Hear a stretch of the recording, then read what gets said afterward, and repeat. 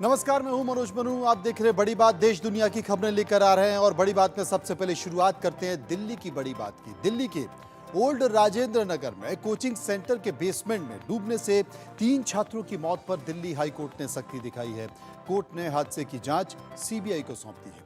सुनवाई के दौरान दिल्ली हाई कोर्ट ने दिल्ली पुलिस को फटकार लगाई और जांच पर सवाल उठाए। कोर्ट ने कहा कि गनीमत है कि दिल्ली पुलिस ने बेसमेंट में घुसने वाले बारिश के पानी का चालान नहीं काटा। कोर्ट ने सुनवाई में इस केस में अरेस्ट किए गए एसयूवी ड्राइवर का भी जिक्र किया और कहा कि आप सड़क से गुजर रहे किसी भी व्यक्ति को कैसे अरेस्ट कर सकते हैं, आपको माफी मांगनी चाहिए। इसके बाद दिल्ली पुलिस ने माफी मांगी। दरअसल दिल्ली पुलिस ने कहा है कि सड़क से एसयूवी निकालने की वजह से पानी का प्रेशर बढ़ा और गेट टूट गए, जिसके बाद बिल्डिंग के बेसमेंट में पानी भर गया। पुलिस ने एसयूवी ड्राइवर के खिलाफ गैर इरादतन हत्या का मामला भी दर्ज किया था। मनोज कथुरिया नाम के ड्राइवर को गुरुवार को ही जमानत दे दी गई। सुनवाई के दौरान कोर्ट ने पुलिस से पूछा कि बिल्डिंग प्लान की मंजूरी देने वाले व्यक्ति से पूछताछ की गई या फिर नहीं। इस पर दिल्ली पुलिस ने कहा, हमने इसके लिए कहा था। पुलिस का जवाब सुनकर कोर्ट ने कहा कि दिल्ली पुलिस शक्तिहीन नहीं है, पुलिस के पास तमाम शक्तियां हैं। आप चाहें तो एमसीडी ऑफिस जाकर फाइलें जब्त कर सकते हैं। क्या आपको लगता है कि कोई अपराधी खुद आकर सब कुछ आपको सौंपेगा? कोर्ट ने कहा कि क्या दिल्ली पुलिस के अधिकारी नौसिखिए हैं? वहीं हादसे में जान गंवाने वाले तीनों छात्रों के परिजनों को राव आईएएस एकेडमी की तरफ से 50-50 लाख रुपए राहत राशि देने की बात की गई है।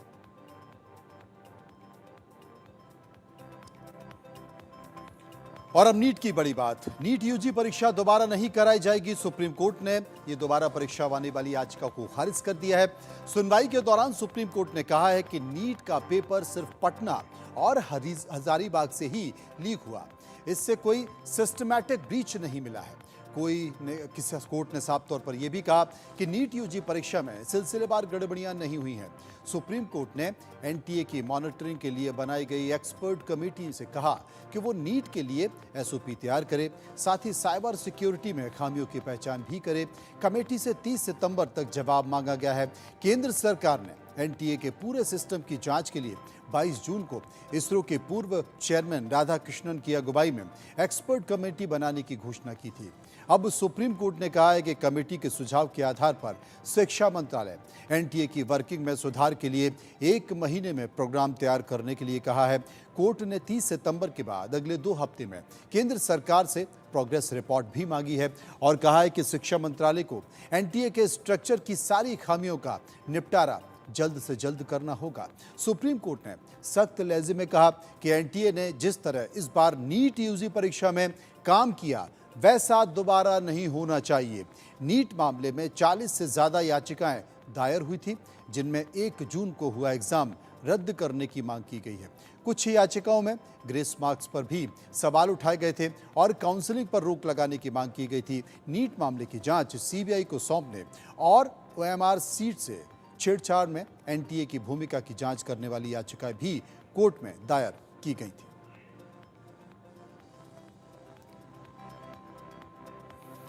और बात करते हैं संसद की बड़ी बात। जी हां, केंद्र सरकार में सड़क परिवहन राज्य मंत्री सवाल का जवाब देने के लिए उठे, लेकिन उन्हें सवाल समझ में ही नहीं आया। लोकसभा अध्यक्ष ने अजय टम्टा को 2 बार सवाल समझाया। इसके बाद मंत्री सवाल को समझ ही नहीं पाए। दरअसल कांग्रेस सांसद ने सवाल पूछा था कि किसी सड़क को नेशनल हाईवे घोषित करने के मापदंड क्या है। इस सवाल के जवाब में अजय टम्टा, जो कि केंद्रीय राज्य मंत्री हैं, अजय टम्टा कुछ और ही जवाब देने लगे। जब अध्यक्ष ने समझाने पर भी अजय टम्टा सवाल नहीं समझ पाए तो स्पीकर ने उन्हें बैठा दिया और अगले सवाल पर आगे बढ़ गए। लाल जाटव मंत्री महोदय से पूछना चाहूंगा कि राष्ट्रीय राजमार्ग घोषित करने के आपके मापदंड क्या हैं? हाँ, तो मेरे संसदीय क्षेत्र के अंदर 3 तीर्थ स्थल है और मुंबई एक्सप्रेस वे से पिनान से लेके महुआ, महुआ से लेके करौली और करौली से कैला देवी। आप राष्ट्रीय राजमार्ग घोषित करने का विचार रखते हैं क्या? आप सेकंड पीडब्ल्यूडी मंत्री रहे हो ना, जानते हो कैसे घोषित होता है। सर, वो मापदंड, इसलिए मापदंड पूछे मैंने।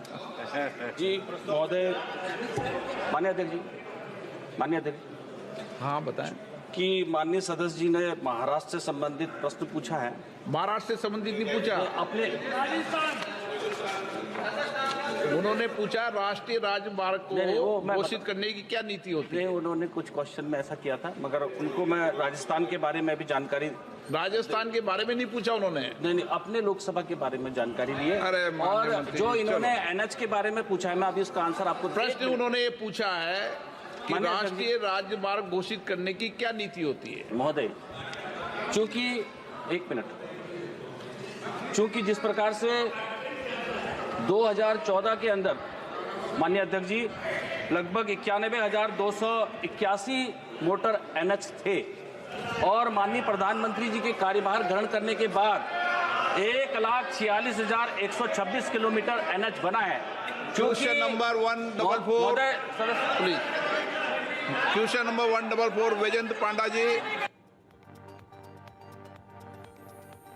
अब क्या कहा जाए, आगे बढ़ते हैं और बात कर लेते हैं संसद की एक और बड़ी बात की। लोकसभा में विपक्ष के नेता राहुल गांधी ने यह दावा किया है कि ईडी उनके खिलाफ रेड की योजना बना रही है।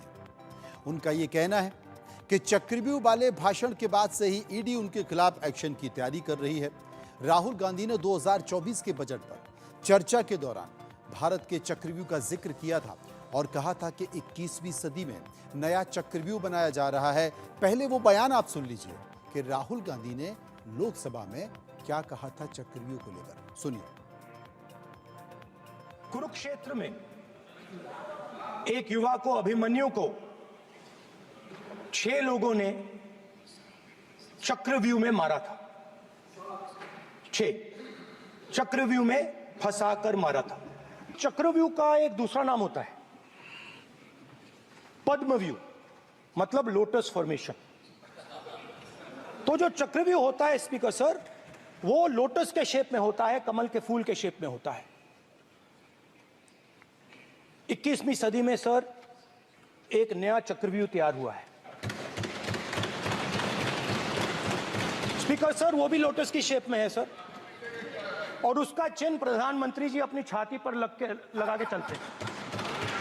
सर, जो अभिमन्यु के साथ किया गया था, जो अभिमन्यु को चक्रव्यूह में फंसाया गया था, वही हिंदुस्तान के साथ किया गया है। अब राहुल गांधी का कहना है कि 2 in 1 को मेरा चक्रव्यूह भाषण पसंद नहीं आया, और ईडी के अंदरूनी सूत्रों ने मुझे बताया कि एक रेड की योजना बनाई जा रही है, छापे की योजना बनाई जा रही है। खुली बाहों से मैं इन छापों का स्वागत करता हूं, रेड का स्वागत करता हूं। उन्होंने सोशल मीडिया पोस्ट पर ईडी को टैग भी किया है और लिखा है कि चाय और बिस्किट मेरी तरफ से। राहुल गांधी के ईडी के रेड वाले बयान पर बीजेपी ने भी पलटवार किया है। क्या कहा, सुनिए। दुर्भाग्य है इस देश का, संवैधानिक पद पर बैठा व्यक्ति इतना बड़ा एलओपी झूठ बोलेगा, भ्रम फैलाएगा, संविधान की खेती करने की बात करता है। संविधान लेकर के सदन में आते हैं।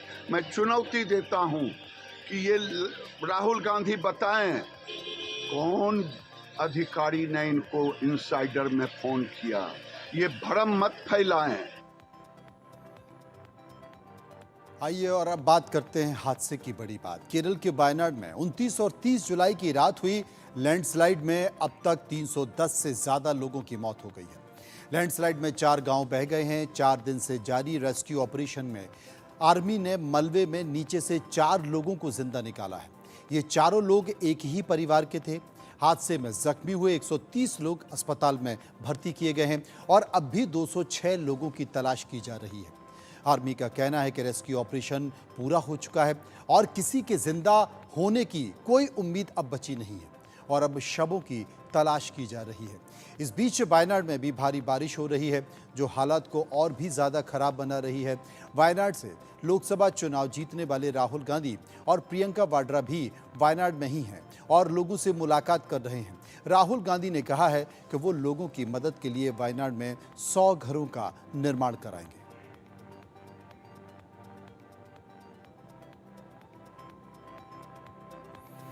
बारिश की बड़ी बात, देश में भारी बारिश आफत बन गई है। कई राज्यों पर बारिश मुसीबत बनकर टूट रही है। केदारनाथ में 1 अगस्त की रात हुई भारी बारिश और लैंडस्लाइड के बाद केदारनाथ यात्रा 2 दिन के लिए रोक दी गई थी। लिंचोली, भीमबली और दूसरी जगह फंसे करीब 5000 लोगों को रेस्क्यू किया गया है। सेना के चिनूक और AMI-17 7 हेलीकॉप्टर भी रेस्क्यू में लगाए गए हैं। लोगों के रेस्क्यू में 72 टीमें लगाई गई हैं। लैंडस्लाइड से घोड़ा पड़ाव, लिंचोली और भीमबली पूरी तरह से नष्ट हो गए हैं। रामबाड़ा के पास भी 2 पुल बह गए हैं और कहा जा रहा है कि रेस्क्यू अब आखिरी दौर में है। भारी बारिश के चलते उत्तराखंड में अब तक 16 लोगों की मौत हो चुकी है। वहीं हिमाचल प्रदेश में 1 अगस्त को 5 जगह बादल फटने से 48 लोग लापता हुए। रेस्क्यू टीम ने 5 शव भी बरामद किए हैं। NDRF और SDRF की टीम भी रेस्क्यू में जुटी हुई है। मंडी और कुल्लू में लापता लोगों की तलाश की जा रही है। इधर मध्य प्रदेश में भी भारी बारिश हो रही है।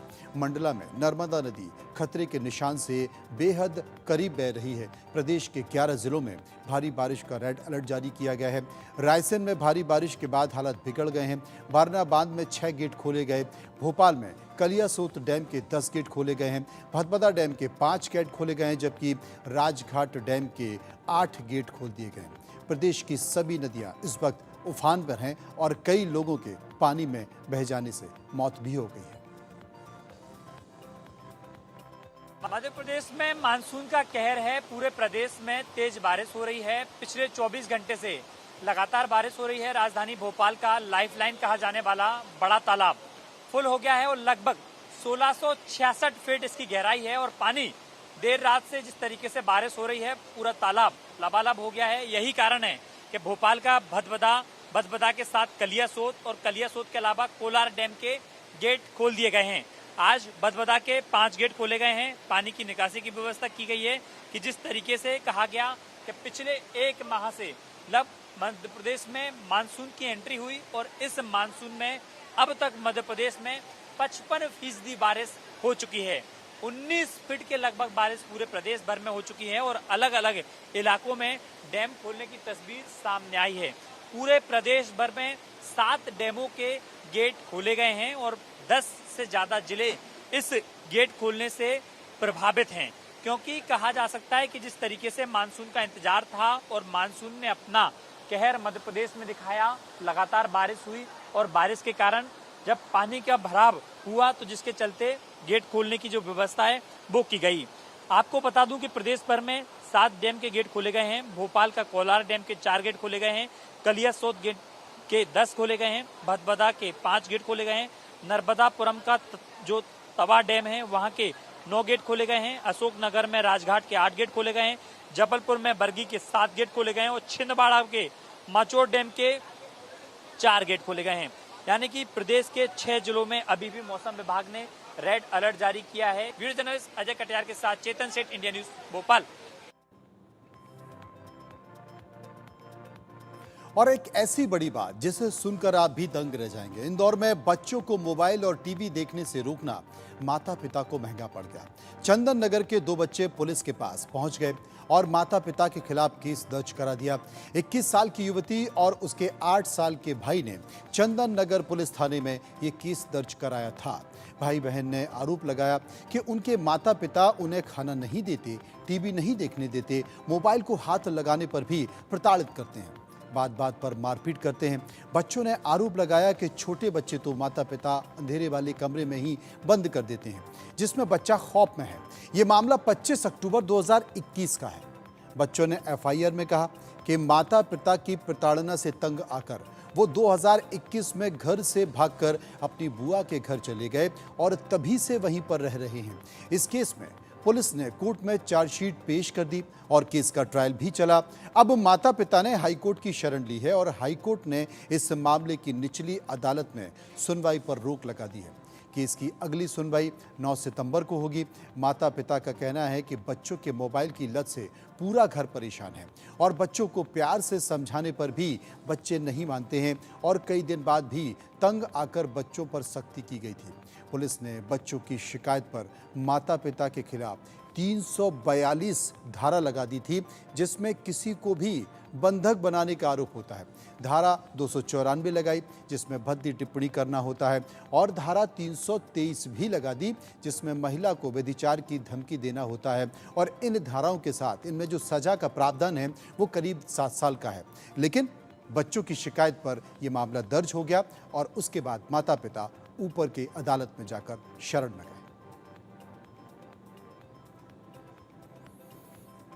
खेल की बड़ी बात, पेरिस ओलंपिक में महिला बॉक्सिंग के एक मैच पर विवाद शुरू हो गया है। ये मुकाबला गुरुवार को इटली की एंजेला कैरिनी और अल्जीरिया की ईमान खलीब के था।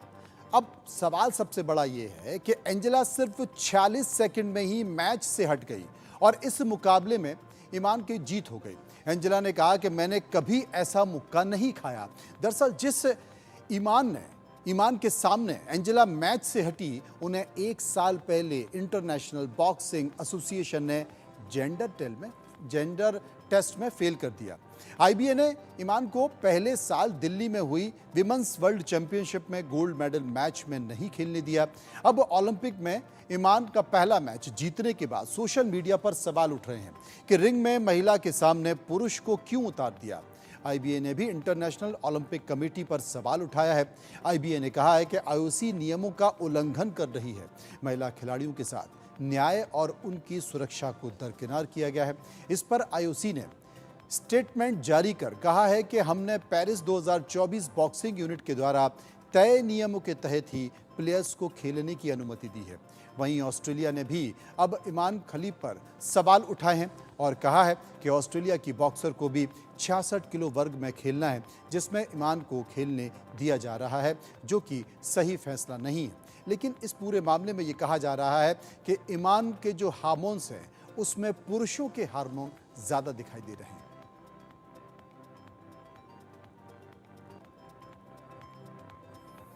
खराब लाइफस्टाइल की बड़ी बात, खराब लाइफस्टाइल भारत में लाखों लोगों को बीमारियों की चपेट में ले चुका है। दुनिया को, जी हां, इंडिया को दुनिया का डायबिटीज कैपिटल कहा जाने लगा है, क्योंकि भारत में हर 5 में से 1 शख्स डायबिटीज से पीड़ित है। और डायबिटीज जैसी बीमारी अपने साथ कई कोलेस्ट्रॉल और हाई ब्लड प्रेशर भी लाती है। हाई ब्लड प्रेशर में धमनियां पतली हो जाती हैं, जिसमें हार्ट को ब्लड पंप करने और उसे सर्कुलेट करने में ज़्यादा मशक्कत करनी पड़ती है। अगर समय पर ध्यान न दिया जाए तो हाई बीपी मौत का कारण भी बन सकता है। हाई बीपी कुछ लक्षण होते हैं जिनकी पहचान कर समय पर रहते बीमारियों से बचा जा सकता है। यदि किसी शख्स को हाई बीपी है तो उसे सुबह सुबह चक्कर आने की समस्या आ सकती है। सुबह सोकर उठने के बाद शरीर में थकान महसूस होने लगती है।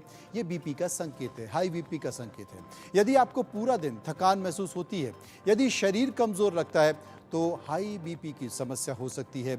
ऐसे संकेतों को नज़रअंदाज ना करें और तुरंत डॉक्टर के पास जाएं। यदि आपकी आंखों के सामने अचानक से धुंधलापन आ जाता है तो ये हाई बीपी का भी संकेत हो सकता है। इसके साथ ही सिर में तेज दर्द भी हाई बीपी का लक्षण होता है। अगर सिर के पिछले हिस्से में दर्द महसूस हो तो इसे बिल्कुल नज़रअंदाज ना करें और डॉक्टर की सलाह तुरंत लें। हाई बीपी की समस्या हार्ट से जुड़ी होती है। यदि सीने में दर्द महसूस होता है तो ज़रूरी नहीं है कि वो हार्ट अटैक हो, वो हाई बीपी भी हो सकता है। लेकिन सीने में दर्द को किसी भी सूरत में नज़रअंदाज ना करें और डॉक्टर के पास ज़रूर जाएं। इसके साथ ही ज़्यादा प्यास लगना, बार बार मुंह सूखना हाई बीपी का लक्षण है। हालांकि ये लक्षण डायबिटीज़ का भी है, इसलिए डॉक्टर की सलाह लेना बेहद ज़रूरी है। ब्लड प्रेशर को काबू में रखने के लिए ज़रूरी है कि आप सुबह मॉर्निंग वॉक पर जाएं और पसीना बहाएं। साथ ही अपने वज़न को भी कंट्रोल में रखें। हाई बीपी से बचने के लिए अपने खाने में नमक की मात्रा को कम कर दें और शराब का सेवन तो बिल्कुल ना करें।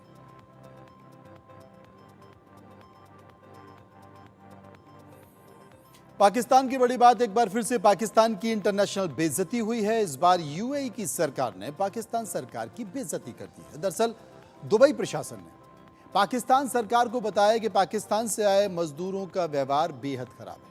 पाकिस्तानी मजदूर दुबई में घूमने आए पर्यटकों के वीडियो बनाने लगते हैं और पाकिस्तान की ओवरसीज कमेटी ने भी इस बात को स्वीकार किया है कमेटी ने कहा है कि पाकिस्तानी वर्कफोर्स की कार्यकुशलता कम हो रही है और इसके चलते बांग्लादेश के लोग भी नौकरी पाने में पाकिस्तान से आगे निकल गए हैं। पाकिस्तान की ओवरसीज कमेटी ने यह माना है कि दुबई में कोई भी पाकिस्तानी मजदूरों को काम नहीं देना चाहता है। सीनेट कमेटी मीटिंग में यह कहा गया है कि पाकिस्तानी बदलती हुई तकनीक के साथ स्किल डेवलप नहीं कर पा रहे हैं और उनके व्यवहार को लेकर भी शिकायतें हैं। इसके चलते खाड़ी देशों में उनके लिए नौकरी पाना बेहद मुश्किल हो रहा है। पाकिस्तान ने यह भी माना है कि यूएई में श्रमिक जितने अपराध करते हैं उनमें से 50% अपराधों में पाकिस्तानी शामिल होते हैं। पाकिस्तान ने खुद कबूल किया है कि उसके यहाँ ये लोग अनस्किल्ड हैं और वो कोई भी हुनर नहीं जानते हैं। अब पाकिस्तान की सरकार का मानना है कि उन्हें बांग्लादेश से प्रेरणा लेना चाहिए क्योंकि बांग्लादेशी नागरिकों को दूसरे देशों में आसानी से काम मिल रहा है। पाकिस्तान के करीब 11 करोड़ लोग अमेरिका, ब्रिटेन, कनाडा, खाड़ी देशों में काम करते हैं और पाकिस्तानी सीनेट ने यह भी माना है कि सिर्फ यूएई ही नहीं बल्कि कुवैत, कतर, सऊदी अरब जैसे देशों ने भी पाकिस्तानियों के व्यवहार पर आपत्ति जताई है। दरअसल ईरान और सऊदी अरब को पाकिस्तान को रिपोर्ट भेज चुके हैं कि पाकिस्तानी उनके देशों में भीख मांग रहे हैं। लोग धार्मिक यात्राओं के बहाने सऊदी और ईरान पहुंचते हैं और फिर वहां पर भीख मांगना शुरू कर देते हैं। सऊदी अरब में तो कुल भिखारियों का 90% जो आंकड़ा है वो पाकिस्तानी भिखारियों का है।